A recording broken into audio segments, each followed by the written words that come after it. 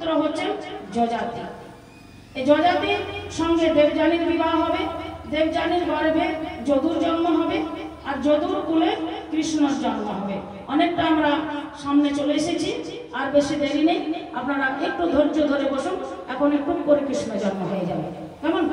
আরো তাড়াতাড়ি তো নেই, বেশি একটু ধৈর্য ধরে বসুন।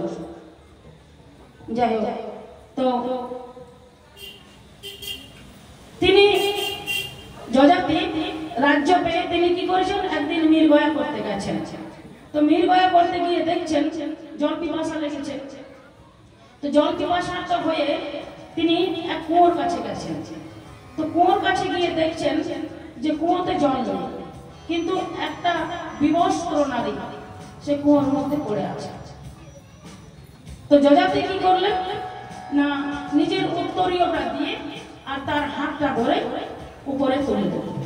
এখন যেই উপরে তুললেন, সে নারী বলছেন, রাজা আমাকে বিবাহ করতে হবে, কারণ আপনি আমার হাত ধরেছেন, আমার পানি গ্রহণ হয়ে গেছে, আপনাকে বিবাহ করতে হবে। তো রাজা বললেন, এটা কি করে সম্ভব? আমি তো তোমাকে জীবন দান দিলাম, তোমাকে রক্ষা করলাম, তারপর আমি তোমার নাম জানি না, ধাম জানি না, তোমার পরিচয় জানি না, আমি তোমাকে কি করে বিবাহ করব? বলেন, মহারাজ আমার নাম দেবযানী আর আমার পিতা হচ্ছে শুক্রাচার্য। বললেন, তাহলে তো কোনো মতেই হবে না, কারণ একজন ব্রাহ্মণ কন্যার সঙ্গে ক্ষত্রিয়র বিবাহ হয় না, উল্টো বিবাহ হয় না, হবে না। বললেন, মহারাজ আমার কোনোদিনই ব্রাহ্মণের সঙ্গে বিবাহ হবে না, আমার অভিশাপ আছে। বলেন, অভিশাপ আছে? কে তোমাকে অভিশাপ দিয়েছে? বলেন, বৃহস্পতির পুত্র কচ, সে আমার বাবার কাছে এসেছিলেন সঞ্জীবিনী মন্ত্র শিক্ষা করার জন্য। তো আমি কচকে অনেক ভাবে সহযোগিতা করেছি, আর তাতে তিনি সঞ্জীবিনী মন্ত্র পেয়েও গিয়েছিলেন। কিন্তু আমি যখন বললাম যে আমাকে নিয়ে চল, তখন আমাকে নিয়ে গেল না। তখন আমি কচকে অভিশাপ দিয়ে দিলাম যে যে সঞ্জীবিনী মন্ত্র তুমি আমার পিতার কাছে শিখেছো, সেটা তোমার বিফল হয়ে যাবে, তুমি এই মন্ত্র দিয়ে কাউকে বাঁচাতে পারবে না। তখন কচও আমাকে উল্টা অভিশাপ দিয়ে দিলেন যে তোমারও কোনোদিন ব্রাহ্মণ কন্যার সঙ্গে বিবাহ, ব্রাহ্মণের সঙ্গে বিবাহ হবে না। তো যযাতি বুঝলেন, যযাতি বললেন, ঠিক আছে, তাহলে এইভাবে তো বিবাহ করা যাবে না, কারণ একটা মান মর্যাদা তো আছে, তুমি এখন বাড়ি ফিরে যাও, আমি তোমাকে সম্মানের সহিত বিবাহ করে নিয়ে যাব। যযাতি রাজ্যে ফিরে এলেন। দেবযানী কাঁদতে কাঁদতে বাবার কাছে গেলেন। বাবাকে গিয়ে বললেন, পিতা তোমার শিষ্য বিশ্বকর্মা, তার কন্যা শর্মিষ্ঠা আমাকে প্রচুর অপমান করেছে, সে আমাকে নিবস্ত্র করে কুয়োর মধ্যে ফেলে দিয়েছিল, আমি আর এই রাজ্যে থাকবো না। তো শুক্রাচার্য বলে, তাহলে চলো, থাকবে না যখন তাহলে চলো। এখন শুক্রাচার্য মেয়েকে নিয়ে রাজ্য ছেড়ে চলে যাবে। তখন বিশ্বপ্রভা এসে পায়ে পড়লেন, বললেন, হে গুরুদেব আপনি যাবেন না, আপনি যদি যান তাহলে আমাদের রাজ্যে আমরা গুরু কোথায় পাবো, গুরু ছাড়া তো রাজ্য চলবে না। তো বললেন, দেখো রাজা, আমার তো অসুবিধা নেই, তবে আমার কন্যাকে যদি তোমরা বুঝাতে পারো। কন্যার কাছে গেলেন, দেবযানীর কাছে। দেবযানী বললেন, মহারাজ আপনার মেয়ে যে চরম অপমান আমাকে করেছে, এতে একটাই প্রায়শ্চিত্ত, সে যদি আজীবন আমার দাসী হয়ে থাকে তাহলেই আমি এই রাজ্যে থাকবো, না হলে থাকবো না। বিশ্বকর্মা মেয়েকে গিয়ে বললেন যে দেখ তোর জন্য এই অবস্থা। বিশ্বকর্মার মেয়ে শর্মিষ্ঠা স্বীকার করে নিলেন, বলেন, পিতা আমার জন্য যখন এই অবস্থা হয়েছে তাহলে আমি আজীবন দেবযানীর দাসত্ব করতে প্রস্তুত আছি। রাজা যযাতির সাথে দেবযানীর বিবাহ হয়ে গেল। এদিকে শর্মিষ্ঠাকে দেবযানীর দাসী করে যযাতি রাজ্যে পাঠিয়ে দিল। যযাতি রাজা রানী যে দেবযানীর দাসিত্ব করবে শর্মিষ্ঠা। কি করবে না, তার কাপড় কেচে দেবে, তার ঘর মুছে দেবে, তার বাসন মেজে দেবে, মানে ওই দেবযানীর যেটুকু কাজ সেটুকু কাজ শর্মিষ্ঠা করবে। আর শর্মিষ্ঠার সেবার জন্য বিশ্বকর্মা 100 দাসী পাঠিয়ে দিলেন তার মেয়ের সেবা করার জন্য। 100 দাসী সেখানে গিয়ে শর্মিষ্ঠার সেবা করতে লাগলেন। দেবযানীর এসে শর্মিষ্ঠা যেটুকু কাজ সেটুকু কাজ করে দিয়ে তিনি চলে যেতেন। এইভাবে চলতে চলতে একদিন রাজা যযাতি চিন্তা করলেন যে শর্মিষ্ঠার প্রতি অন্যায় হয়েছে, কারণ শর্মিষ্ঠা তো একজন রাজকন্যা, তো রাজকন্যার তো কিছু প্রাপ্য আছে, তো সেই প্রাপ্য তো আমরা দিতে পারি না, সে তো একজন দাসী হয়ে আছে। তো রাজা যযাতি কি করলেন না শর্মিষ্ঠার জন্য একটা রাজমহল তৈরি করে দিলেন। রাজমহল তৈরি করে দিলেন, শর্মিষ্ঠা সেখানে থাকতে লাগলেন। মাঝে মাঝে রাজা যযাতি যাওয়া আসা করতে লাগলেন। যাওয়া আসা করতে করতে একটু মন আসক্ত হলো, তখন গন্ধর্ব মতে মালা বদল করে শর্মিষ্ঠার সঙ্গে রাজা যযাতি বিবাহ করলেন, গন্ধর্ব বিবাহ। এখন দেবযানীর গর্ভে 2 ছেলে 2 সন্তান হলো, আর ওই শর্মিষ্ঠার গর্ভে 3 সন্তান হলো। এখন দেবযানী দেখে রাগ হয়ে গেল যে শর্মিষ্ঠা তো আমার দাসী, তো তার গর্ভে কি করে সন্তান হলো, তার গর্ভে কি করে সন্তান হলো। সে এখন কি করলেন, কাঁদতে কাঁদতে কাঁদতে কাঁদতে বাবার কাছে চলে গেলেন। বাবার কাছে চলে গেলেন, বাবাকে বললেন পিতা আপনার জামাই আমাকে ঠকিয়েছে, আমার দাসী শর্মিষ্ঠার গর্ভে 3টি সন্তান জন্ম হয়েছে। এখন রাজা গুরু শুক্রাচার্য আগে পেছনে কিছু বুঝলেন না, দিলেন ওকে সাহস দিয়ে, বলেন যযাতি তুমি আমার মেয়েকে ঠকিয়েছ, যাও তুমি জরাগ্রস্ত হয়ে যাও।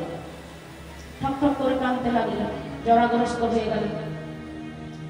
এখন ডাক্তার কবিরাজ ওঝা গুণী অনেক কিছু করা হলো, রাজা যযাতি কিছুতেই সারছেন। তখন দৈবাৎ এক জ্যোতিষ বললেন হে মহারাজ আপনার অভিশাপ হয়েছে, আর এই অভিশাপ করেছে গুরু শুক্রাচার্য। রাজা যযাতি গুরু শুক্রাচার্যের কাছে গেলেন, বললেন হে গুরুদেব আমি আপনার কন্যাকে বিবাহ করতে চাই না, আমাকে জোরাজোরি করে বিবাহ করেছে, কিন্তু আপনার কন্যা ব্রাহ্মণ কন্যা, আমি ক্ষত্রিয়, তাই আপনার কন্যার কাছে আমার মন সন্তুষ্ট হয়নি, তাই আমি ক্ষত্রিয় কন্যাকে বিবাহ করেছি। কিন্তু রাজাদের তো একাধিক বিবাহ করার আইন আছে, তাহলে আমার অপরাধটা কোথায়? গুরু শুক্রাচার্য বললেন দেখো বাবা আমি তো অত সকল বুঝিনি, আমি তো অভিশাপ দিয়ে দিয়েছি, এখন তো অভিশাপ হয়ে গেছে, আর তো কিছু করার নেই, তবে আমি তোমাকে একটা বুদ্ধি বলে দিচ্ছি, সেটা তুমি করতে পারো। বললেন কি বুদ্ধি বলো?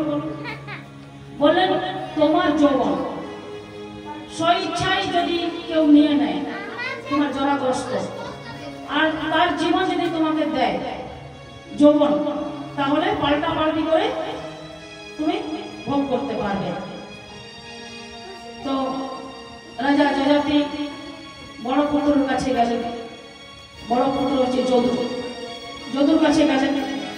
যদুকে বললেন দেখো বাবা আমার তো বিষয় বাসনায় তৃপ্ত হয়নি, আমি সন্তুষ্ট হয়নি এখনো, তো তোমার যৌবন যদি তুমি আমাকে দাও তাহলে আমি বিষয় ভোগ করে সন্তুষ্ট হব।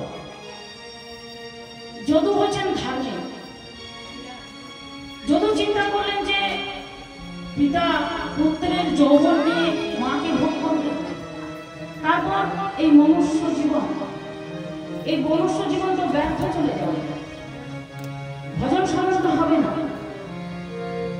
তো কি করলেন, বলছেন পিতা এই শরীরটা আপনাকে দেওয়া, আপনার সর্বতভাবে অধিকার আছে, আমি অস্বীকার করছি, এর জন্য আমি চিরকাল আপনার ঋণী থাকবো, কিন্তু পিতা এই যৌবন আমি ধর্ম যাপন করতে চাই, আমি বৃথা উপভোগ করে নষ্ট করতে চায় না।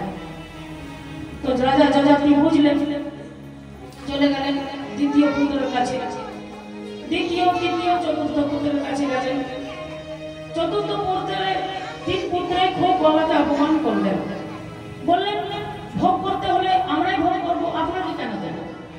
আপনি আপনার যৌবন অতদিন ভোগ করেছেন, এখন আমাদের যৌবন আমরা ভোগ করবো, আপনাকে কেন দেব? খুব অপমান অপদস্থ করে তাড়িয়ে দিলেন। তারপর শেষ পুত্র কনিষ্ঠ পুত্র কুরুর কাছে গেলেন। কুরুর কাছে গেলেন, বললেন পিতা আমার অবশ্য ভাগ্য যে আপনি আমাকে এই যোগ্য মনে করেছেন, কারণ এই দেহটা তো আপনারই দেওয়া। আমার খুব ভাগ্যশালী যে আপনি আমাকে যোগ্য মনে করে আমার যৌবন চাইছেন। আমি আমার যৌবন আপনাকে দিলাম, আপনার জরাগ্রস্ত আমি দিলাম। স্বইচ্ছায় তিনি বাপ পিতাকে নিজের যৌবন দান করলেন আর জরা দেহটা নিয়ে বিছানায় পড়ে রইলেন। এইভাবে যযাতি 1000 বছর উপভোগ করলেন। 1000 বছর সন্তানের যৌবন নিয়ে উপভোগ করলেন, কিন্তু দেখুন লোভ বাসনা কিছুই মিটছে না। যেমন দেখুন, যদি আগুনের মধ্যে যদি ঘি ঢালা হয়, তো আপনি যতই ঘিটা ঢালুন না কেন দাও দাও দাও দাও করে জ্বলতে থাকে, নিমবে না। সেরকম এই বিষয় বাসনা এত ভয়ঙ্কর যে শরীর অসমর্থ হলো মন মানবে না। তাই কেউ যদি মঙ্গল চায় তাহলে জোর করে এই বিষয় বাসনাকে তাড়াতে হবে, জোর করে, না হলে মঙ্গল হবে না।